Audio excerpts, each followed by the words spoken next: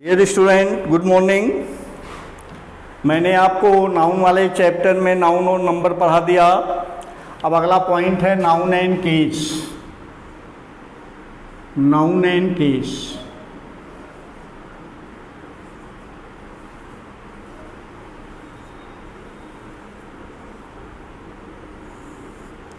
एक केस जो होता है हिंदी में कहते हैं कारक। हिंदी में 8 केस होते हैं, जबकि अंग्रेजी में 4 ही केस होते हैं। ठीक है, जिसमें पजेसिव केस ही ज़्यादातर पूछा जाता है। नॉलेज की दृष्टिकोण से मैं आपको बता दे रहा हूँ कि केस 4 प्रकार के होते हैं। Kinds of case. Kinds of case, case के प्रकार 4 प्रकार के होते हैं। पहला नॉमिनेटिव केस। नॉमिनेटिव केस, कर्ता कारक, या इसको सब्जेक्टिव केस भी कहते हैं। Subjective case. तो जब कोई नाउन या प्रोनाउन किसी वर्ब के पहले आकर अगर सब्जेक्ट का काम करता है, सब्जेक्ट का कार्य करता है, तो वह नाउन प्रोनाउन सब्जेक्टिव केस में होता है। कार्य करता है तो वह सब्जेक्टिव या नॉमिनेटिव केस में होता है। सब्जेक्टिव या नॉमिनेटिव केस में होता है।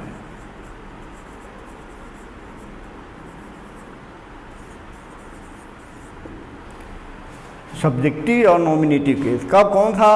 जो भी नाउन प्रोनाउन किसी मेन वर्ब या किसी भी वर्ब के पहले आकर सब्जेक्ट का काम करता है। तो सब्जेक्ट, मैंने इंट्रोडक्टरी क्लास में सब्जेक्ट को पहचानाया था कि सब्जेक्ट कितने प्रकार के होते हैं।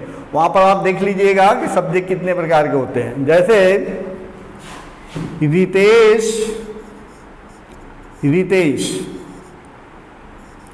टीचेज।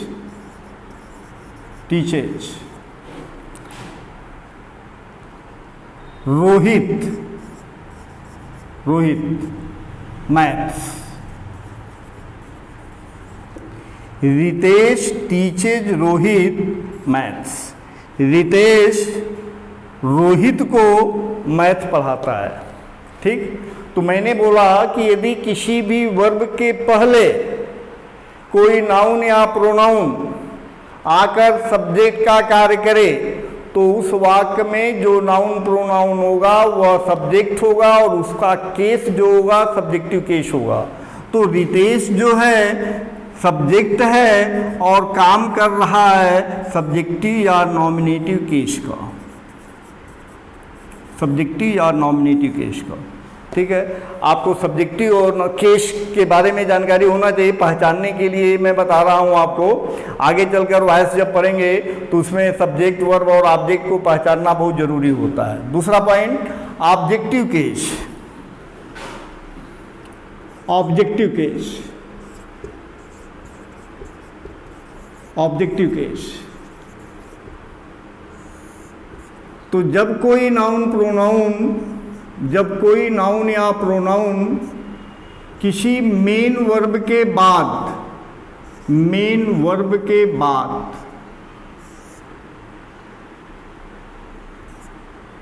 आकर ऑब्जेक्ट का काम करे तो वह नाउन प्रोनाउन ऑब्जेक्टिव केस में होता है। एग्जाम्पल हम यही लेते हैं, रितेश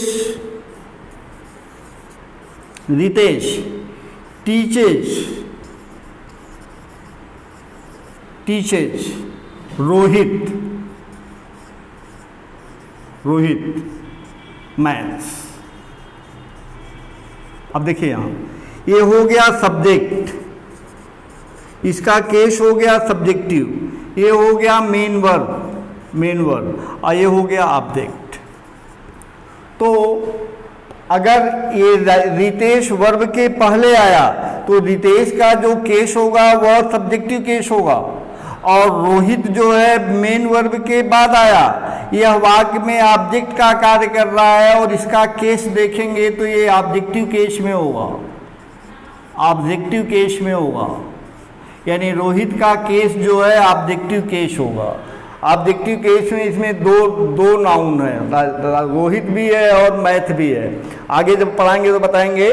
रितेश टीचेज रोहित मैथ्स, रितेश रोहित को मैथ पढ़ाता है। तो आपको पहचान में आया, रितेश जो है सब्जेक्ट है, काम कर रहा है सब्जेक्टिव केस का, और रोहित जो है ऑब्जेक्ट है और काम कर रहा है ऑब्जेक्टिव केस का। तो मैंने बोला कि पहला जो होता है सब्जेक्टिव नॉमिनेटिव केस होता है, और दूसरा जो होता है ऑब्जेक्टिव केस होता है, ऑब्जेक्टिव केस होता है। तो ऑब्जेक्टिव केस को भी मैंने डील दिया, और ऑब्जेक्टिव केस को भी मैंने बता दिया और सब्जेक्टिव केस को बता दिया। सब्जेक्टिव केस का एग्जाम्पल यहाँ है और ऑब्जेक्टिव केस का एग्जाम्पल यहाँ हो गया। तो ये दूसरा जो है ये ऑब्जेक्टिव केस है, ठीक है। तीसरा जो है ओकेटिव केस कहा जाता है, ओकेटिव केस।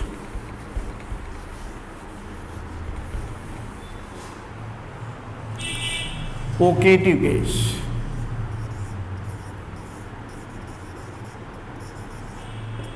ओकेटिव केस, ठीक है। ओकेटिव केस को हिंदी में बोलते हैं संबोधन कारक, संबोधन कारक। जब किसी वाक्य में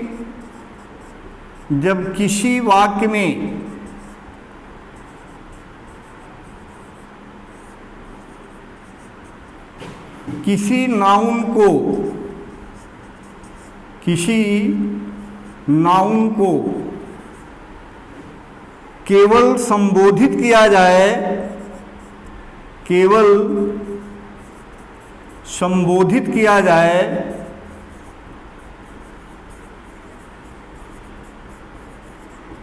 तो वह नाउन ओकेटिव केस में होता है, ठीक है।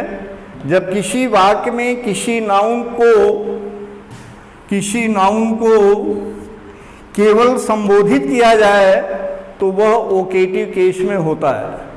यह सब्जेक्ट का काम नहीं करता, यह ऑब्जेक्ट का काम नहीं करता। यह वाक्य में पहले हो सकता है,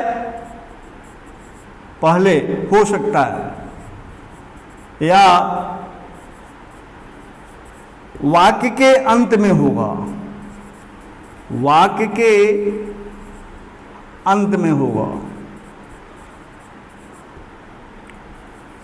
और कामा से और comma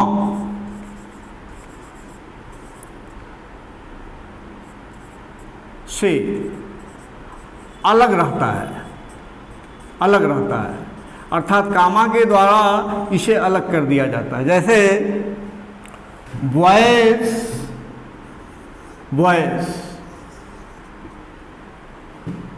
have you finished the work.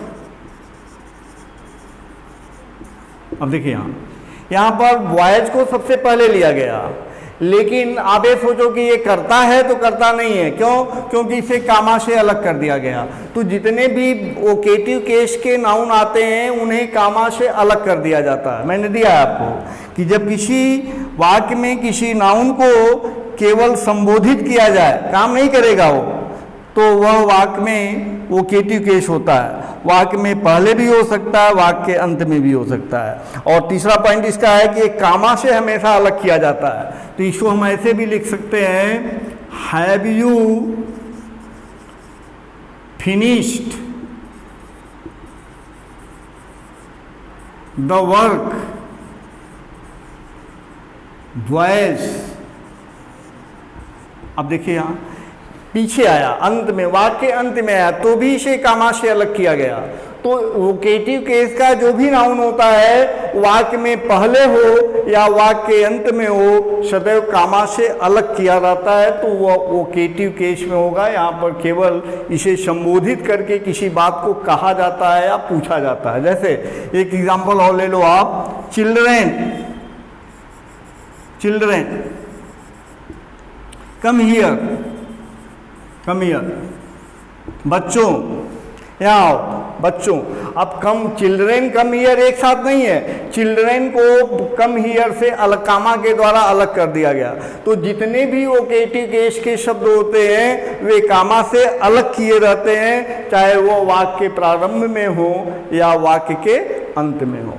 बात क्लियर है? तो ये रहा आपका nominative case, objective case, vocative case. इसका चौथा केस है पजेसिव केस। चौथा पजेसिव केस मेन यही है और इसी को मेन में पढ़ाना होता है और आपको इससे क्वेश्चन पूछता है पजेसिव केस। पजेसिव केस को अब हम नेक्स्ट वीडियो में लेंगे। ये तीनों को केवल इंट्रोडक्टरी क्लास के रूप में मैंने दिया, इसी को हमें पढ़ाना है, इसको फिर से पढ़ाएंगे। ठीक है? आपको अगर समझ में आ गया और अच्छा लगता है तो सब्सक्राइब करिए, शेयर करिए। ठीक है? और समझ में नहीं आता है तो कमेंट करके पूछिए, मैं फिर से बताऊंगा। थैंक्स।